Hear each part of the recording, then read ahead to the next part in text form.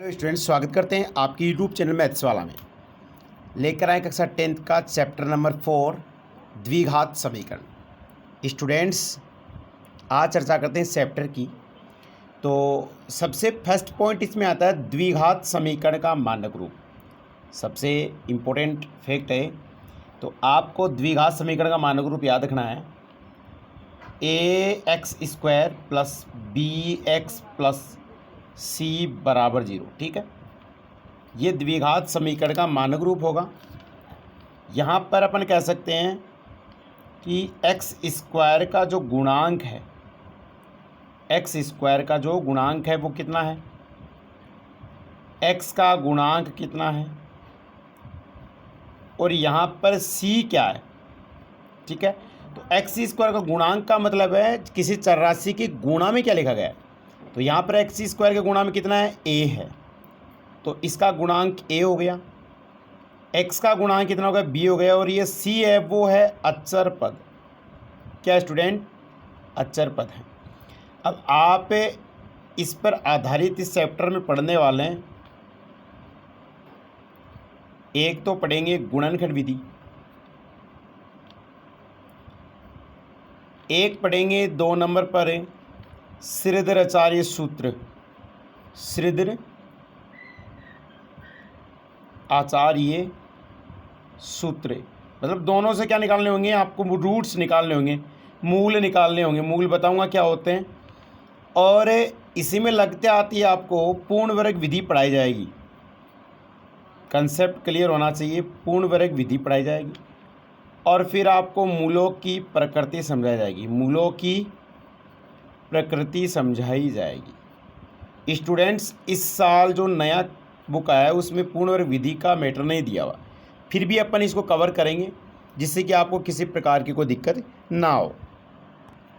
Student, सबसे पहले अपन चर्चा करते हैं अपनी इस फर्स्ट टॉपिक की, गुणनखंड विधि की। ठीक है, तो आज हमने एक क्वेश्चन लिखा है और क्वेश्चन को सोल्व करते हैं। समीकरण 2x² - 5x + 3 = 0। सबसे पहले तो आपको पता होना चाहिए कि ये द्विघात समीकरण है या नहीं है।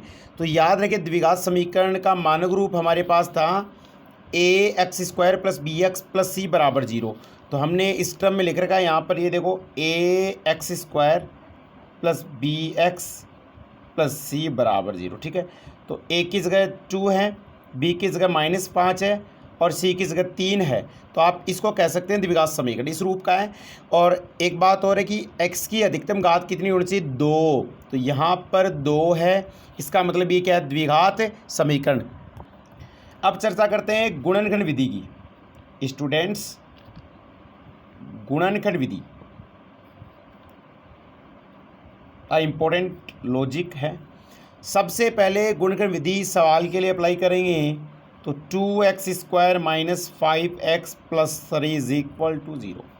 गुणनखंड विधि का मतलब क्या है स्टूडेंट्स, बीच वाली जो पद है, बीच वाला जो संख्या है, इसके 2 ऐसे टुकड़े करने जिनका गुणा, मतलब गुणा तो कितना आना चाहिए, पहली और तीसरी को गुणा करें। गुणा तो आना चाहिए हमारे पास 2 × 3 = 6। गुणा करने पर तो कितना आना चाहिए, 6, और जोड़ने घटाने पर -5 आने चाहिए। ऐसी 2 संख्या अपन को लीड करनी।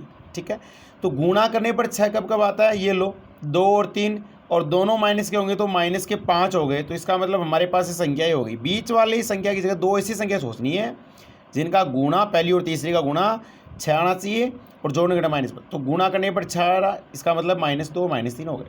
तो अपन लिख देंगे 2x² - 2x - 3x + 3 = 0। ठीक है, अब इससे और इससे कॉमन आ रहा है, तो आप क्या लिखेंगे, 2x कॉमन आ रहा है, अंदर बचा x - का 1। ठीक है, और माइनस का यहाँ 3 कॉमन लेंगे, x - 1 हो गया, क्योंकि माइनस आ गया बाहर, तो यहाँ माइनस बच गया, माइनस का डिवाइड लग गया = 0। ठीक है, तो अब ये कोष्टक जब सेम आ जाए तो समझ जाना आपका गुणनखंड सही है।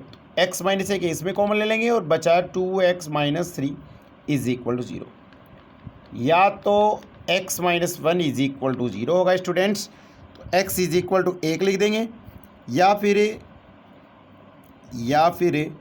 2x - 3 = 0, 2x = 3, x = 3/2। हमने 2 मान निकाल लिए, तो लिख देंगे अतः दो अभिष्टमूल, दो अभिष्टमूल कहेंगे इनको, 1/3/2 होंगे। Clear student? आई होप ये गुणनखंड विधि का वीडियो या क्वेश्चन है जो भी है आपको समझ में आया होगा। यदि वीडियो अच्छा लगे तो चैनल को सब्सक्राइब करें, बेल आइकन करें प्रेस, ताकि ऑल नोटिफिकेशन आपके पास पहुंच जाए। धन्यवाद।